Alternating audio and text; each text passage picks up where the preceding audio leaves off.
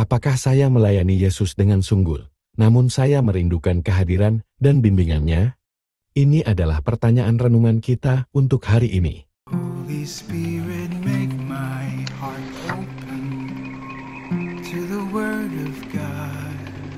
Make my heart open to goodness.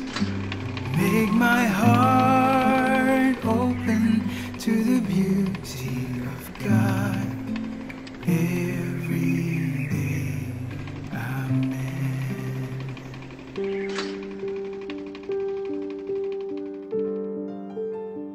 Pernahkah Anda mendengar tentang orang kudus yang begitu setia pada keheningan dan doa, hingga komunitasnya sendiri menguncinya? Namun dari kegelapan itu, dia memberi dunia cahaya paling terang di kota kecil Fontiveros, Spanyol, pada tahun 1542. Seorang anak laki-laki bernama Juan Diego Alvarez lahir dalam kemiskinan. Dialah yang kemudian dikenal dunia sebagai Santo Yohanes dari Salib, salah satu mistikus terbesar dalam sejarah Kristen. Dari usia muda, dia merasa tertarik pada kehidupan doa batin. Sebagai biarawan Karmelit, ia bertemu Santa Teresa dari Avila, yang memintanya untuk membantu mereformasi tatanan mereka. Bersama, mereka mendirikan Karmelit tak berkasut, yang berkomitmen pada kesederhanaan dan penyatuan kontemplatif dengan Tuhan.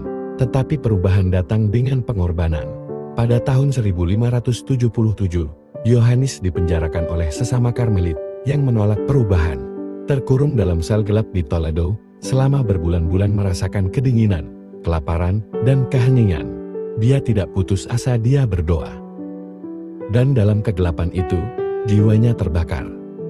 Dia menulis dari ingatan, puisinya yang paling indah, seperti The Dark Night of Souls, menggambarkan perjalanan jiwa menuju persatuan ilahi kita melalui penderitaan dan penyerahan. Bagi Yohanes, kontemplasi bukanlah pelarian, melainkan sebuah transformasi. Tulisan-tulisan Yohanes memadukan teologi dengan keindahan puisi.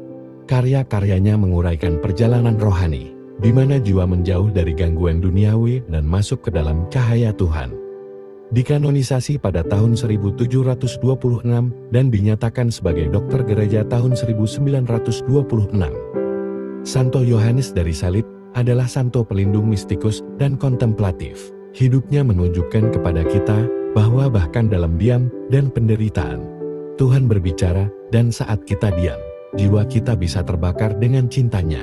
Seperti Yohanes, kita diingatkan, di saat-saat tergelap kita, Tuhan menawarkan jendela rahmat, yang mungkin datang melalui keheningan, keindahan, bacaan kitab suci, atau kasih dari orang lain. Yesus tidak meminta kita untuk berbuat lebih banyak tapi untuk lebih bersamanya. Pada bacaan Injil hari ini, Yesus tidak meminta kita untuk berbuat lebih banyak tapi untuk lebih bersamanya. Di rumah Marta dan Maria, satu saudari sibuk melayani, sementara yang lain memilih untuk duduk di kaki Yesus dan mendengarkan. Banyak dari kita hidup seperti Marta, sibuk, kewalahan, dan cemas. Tetapi Yesus dengan lembut mengundang kita untuk memilih bagian yang lebih baik, kehadirannya. Ia mengetuk lembut pintu hati kita, rumah kita, dan rutinitas kita sehari-hari. Akankah kita membiarkannya masuk? Sebagai individu, dapatkah kita berhenti sejenak dan melepaskan kecemasan kita? Sebagai pasangan, dapatkah kita berdoa bersama dan memberi ruang untuk keheningan? Sebagai keluarga, dapatkah kita menjaga saat-saat kudus bersama Tuhan? Yesus tidak membutuhkan kelelahan kita. Dia menginginkan perhatian kita dalam kebisingan kehidupan. Semoga kita belajar berhenti, mendengarkan dan membiarkan Tuhan mengisi kita. Bagian yang lebih baik bukanlah apa yang kita lakukan untuk Yesus, tapi apa yang kita izinkan Yesus lakukan pada kita.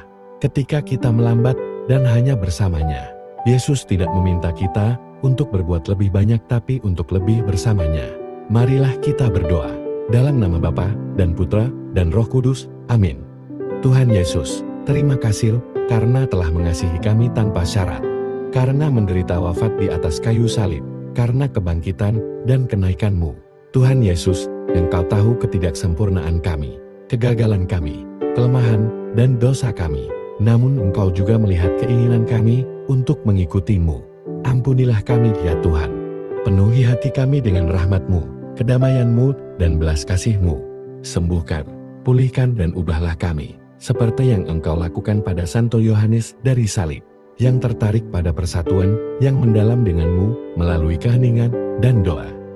Yesus tidak meminta kita untuk berbuat lebih banyak, tapi untuk lebih banyak bersamanya. Berhembuslah dalam diriku, ya Roh Kudus, agar segala pikiranku kudus.